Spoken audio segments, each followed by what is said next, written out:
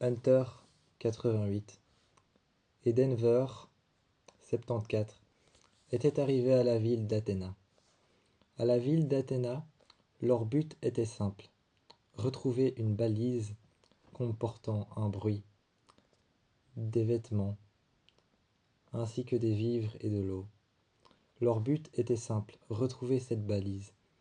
Cette balise était repérable grâce à un bruit répétitif, une sorte d'écho, un écho qu'on pouvait entendre dans toute la ville. Cela n'est pas évident quand dans toute une ville, il y a un écho. Cette ville était construite entre deux parois vides. Cette ville s'appelait Athéna. Ce n'était pas pour rien qu'elle s'appelait Athéna. Elle s'appelait Athéna parce que cette ville avait été construite entre deux fossés. Elle avait été construite dans une gorge.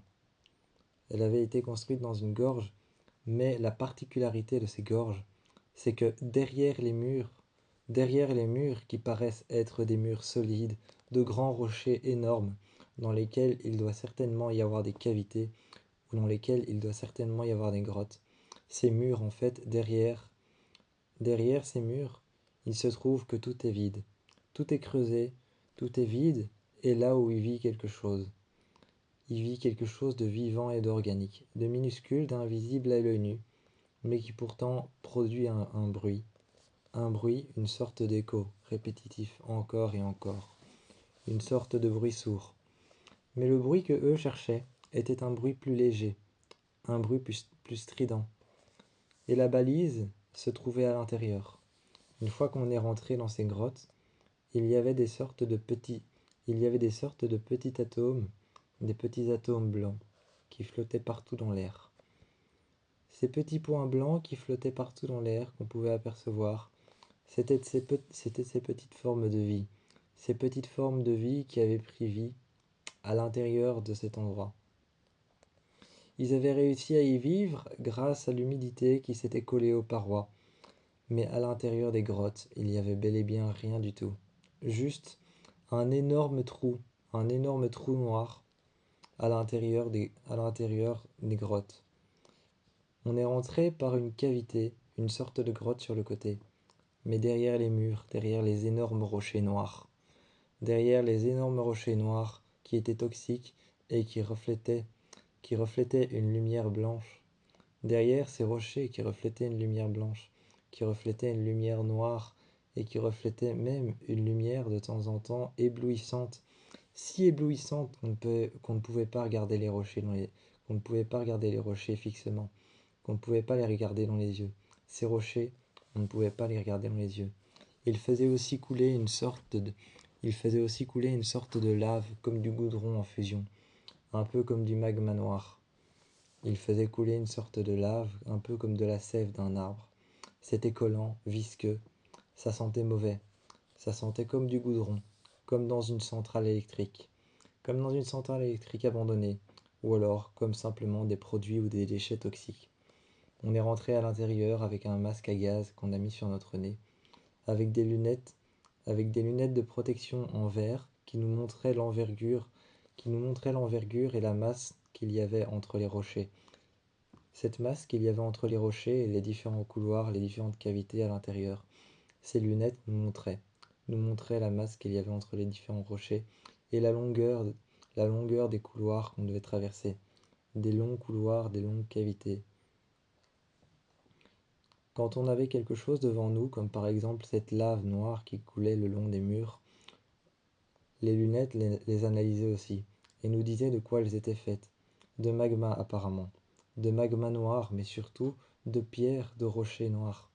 C'est pour ça qu'elles étaient noires, elles étaient faites à partir de charbon qui avait été écrasé avec le temps par les rochers.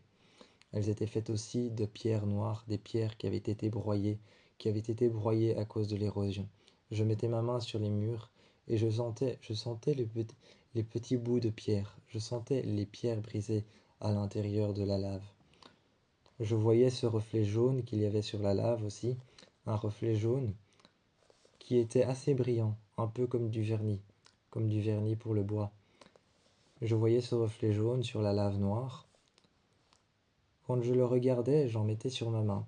Les lunettes les ont directement alors analysées. Apparemment, c'était de la sève d'arbre. Comment de la sève d'arbre a pu se retrouver à l'intérieur? Nous avons alors entendu un bruit qu'on a suivi. Au début, on pensait que c'était un bruit de l'extérieur de la ville, comme par exemple une explosion qui s'était produite, ou alors simplement un accident entre deux vaisseaux. Souvent, quand deux vaisseaux font un accident, on entend un bruit, mais c'est le bruit du vent simplement sur les parois du vaisseau, quand le vaisseau pique en pointe vers le bas, ou alors qu'il y a une explosion entre deux vaisseaux, deux stations spatiales qui se sont cognées l'une à l'autre, deux vaisseaux mères qui se sont cognés l'un à l'autre. Les deux réacteurs du vaisseau font un bruit assez spécial, les flammes s'entrechoquent et les vaisseaux tombent. Ils piquent vers le bas, et alors le vent fait un bruit très spécial, émettant un bruit, une sorte d'écho strident, le genre d'écho qu'on cherchait. Quand on a trouvé la balise, on est remonté. On a appelé vaisseau mère, et vaisseau mère nous a envoyé une petite navette. Nous sommes rentrés dedans. Nous sommes retournés à bord de vaisseau mère. On a ouvert la balise, et la balise appartenait apparemment à nos ancêtres. À deux, la valise, la balise qu'on avait trouvée était une valise fermée et scellée. On a ouvert cette balise. On a ouvert cette balise scellée et fermée.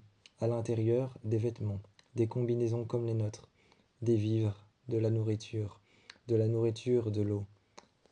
On a tout sorti dans nos chambres et on a regardé. Et il y avait aussi des cartes, des cartes de différentes villes, des cartes de différentes gorges et de différents endroits sur Terre qui avaient été faits apparemment par nos ancêtres. Il était écrit Hunter, il était écrit Hunter 87 et il était écrit aussi 73. 73, c'était ton ancêtre. 80, 87, c'était mon ancêtre à moi. Hunter 87 et Denver 73. C'était nos deux ancêtres à nous qui nous avaient laissé de quoi nous repérer sur Terre. Une carte, des vivres, de l'eau, de la nourriture pour pouvoir vivre. Il y avait même un vaisseau, une sorte de quad dépliable. Il y avait un quad dépliable dans une deuxième balise qui était remontée à la surface après qu'un drone ait été la chercher au même emplacement. Et il y avait un quad dépliable pour pouvoir se mettre à deux dessus et rouler sur les terres de la Terre qui avait disparu sous un amas de flammes et de cendres. Avec, il y avait aussi deux masques à gaz pour pouvoir se déplacer. Vaisseau mère nous a emmenés sur une autre planète. On a emporté le quad et on a emporté les vivres et la nourriture. Nous étions repartis pour rechercher une nouvelle ville.